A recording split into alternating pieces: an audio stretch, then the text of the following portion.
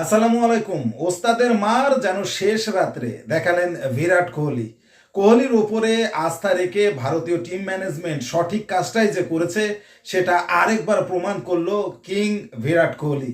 সত্যি এতটা প্রেসারে থেকে সে এসেছে অস্ট্রেলিয়াতে ম্যাচ খেলতে, ভাবা যায় না। তার পাশাপাশি আবার রোহিত শর্মা নেই। রোহিত শর্মা থাকলেও হয়তো সে কিছুটা সাহস পেত। রোহিত শর্মারও একই অবস্থা। রোহিত শর্মা এবং বিরাট কোহলি দুজনেই আসলে অফ ফর্মে ছিলেন এবং এই অফ ফর্মের থেকে ফর্মে ফেরাটা এত সোজা নয়। অস্ট্রেলিয়ার মাটিতে খেলা এবং অস্ট্রেলিয়ার যেসব পেস বোলার স্টার, প্যাট কামিংস, হ্যাজেলউড, এদের বল খেলে রান করা সত্যি ভাবা যায় না। এটা একটা অবাস্তব ব্যাপার। এবং অস্ট্রেলিয়ার যারা বড় বড় নামি দামি এক্স ক্রিকেটার আছেন, প্রাক্তন ক্রিকেটার আছেন, তারা তো বিভিন্নভাবে টিটকেরির সুরে বিরাট কোহলিকে নিয়ে কথা বলা শুরু করেছিল এই সিরিজ শুরুর আগে।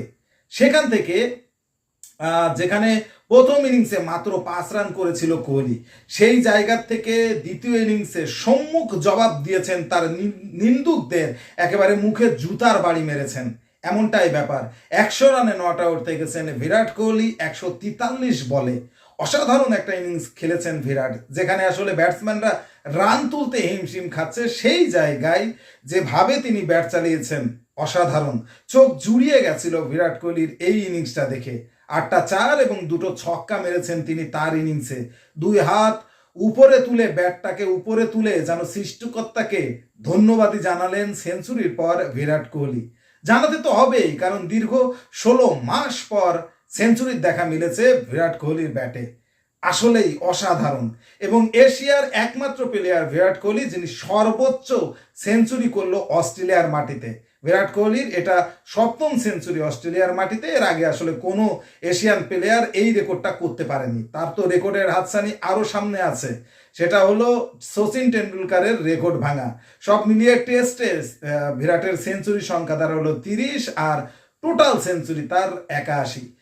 সচিনের থেকে মোট সেঞ্চুরি দূরে আছে মাত্র 19টি, আর 19টি সেঞ্চুরি করলেই এই রেকর্ডটা আসলে বিরাট কোহলির পকেটে চলে যাবে। যদিও এখন 2টা ফরম্যাটে কোহলি খেলছে, টেস্ট এবং ওডিআই, এবং ফর্মটা যদি ঠিকঠাক থাকে তাহলে এই রেকর্ডটা করা বিরাটের জন্য খুব বেশি একটা কঠিন হবে না। যেটা বলছিলাম যে আসলে নিন্দুকের বিভিন্ন কথাবার্তায় বলছিল, কারণ নিউজিল্যান্ডের সাথে নিজেদের দেশের মাটিতে যেখানে বিরাট 6 ইনিংসে মাত্র 93 রান করেছে, সেখানে অস্ট্রেলিয়ার মাটিতে এসেই এইভাবে জবাব দেবে, সেটা কে ভাবতে পেরেছিল?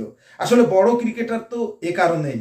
আর এ কারণেই বলছিলাম যে ওস্তাদের মার শেষ রাত্রে সবাই যেখানে বিরাট কোহলির শেষ দেখে ফেলেছে, বড় বড় ক্রিকেটাররা তাকে বলছে রিটায়ারমেন্টে চলে যেতে, সেই জায়গায় এতটা প্রেশার মাথায় নিয়ে বিরাট কোহলি যে কাজটা আজকে করে দেখালো, তিনি যেন বোঝাতেই চাইলেন আমি ফুরিয়ে যাইনি, বিরাট এত সহজে ফুরিয়ে যাবার পাত্র নয়, তেমনটাই যেন বোঝালেন। এবং ভারতের ক্রিকেটার বিরাট কোহলি, তাদের যে কোচ প্যানেল এবং টিম ম্যানেজমেন্ট প্রত্যেকেরই আস্থার প্রতিদান দিলেন এবং তিনি বোঝাতে চাইলেন তোমরা আমার উপরে আস্থা রেখেছো, আমি তার জবাবটা দিলাম। আর দর্শকদের কথা তো বললামই না। ম্যাচটাও এখন ভারতের পকেটে, এখনো চতুর্থ পঞ্চম দিন বাকি, হয়তো আগামীকালই ম্যাচের শেষ হয়ে যাবে, কারণ ভারতের দরকার 7 উইকেট আর অস্ট্রেলিয়ার দরকার 522 রান। যারা আসলে বিরাটকে নিয়ে কথা বলেছিল, যারা আসলে বিরাটকে নিয়ে সমালোচনা করেছিল, নিন্দুকেরা মনে হয় এতক্ষণে জবাবটা পেয়েছে। আসলে বড় মাপের প্লেয়ার তো, জবাব তো ওই 22 গজেই দিবেন। বিরাট কোহলির ইনিংসটা কেমন উপভোগ করেছেন কমেন্টসে জানান। স্পোর্টসের সর্বশেষ আপডেট জানতে স্পোর্টস ফিভার চ্যানেলটি এক্ষুনি সাবস্ক্রাইব করে বেল আইকন বাজিয়ে দিন। ধন্যবাদ।